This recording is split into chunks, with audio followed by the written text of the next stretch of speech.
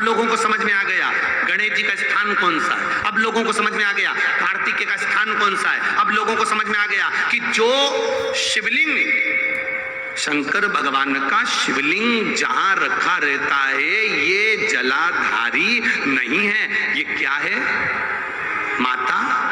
पार्वती जी का हस्त कमल है। तो लोगों को समझ में आ गया कि ये जलाधारी नहीं है, ये माता पार्वती जी का हस्त कमल है। पहले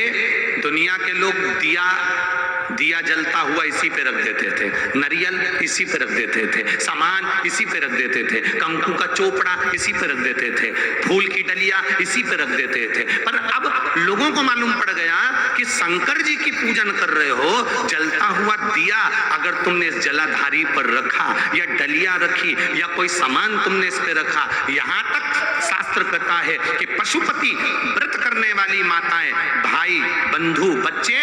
जो नरियल रखते हैं पांचवें व्रत में, वो नरियल भी इस जलाधारी पर नहीं रखाता। अगर जलाधारी पर रखाता है तो हमारा कार्य सफल नहीं होता, उसके सामने नीचे रखाता है।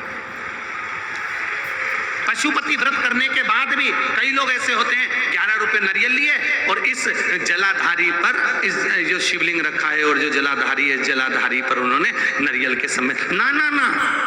आप पूरे परिवार की पूजन कर रही हो, ये पार्वती जी है, यहाँ गणेश जी, यहाँ कार्तिकेय, बीच में अशोक सुंदरी, ऊपर से जो बूंद बूंद जल गिर रहा है वो जया, विषहरा, सामरीवारी, दौतली, देव, शंकर जी की 5 लड़कियां हैं। तुम्हें ज्ञात हो गया कि ये शिवलिंग है तो तुम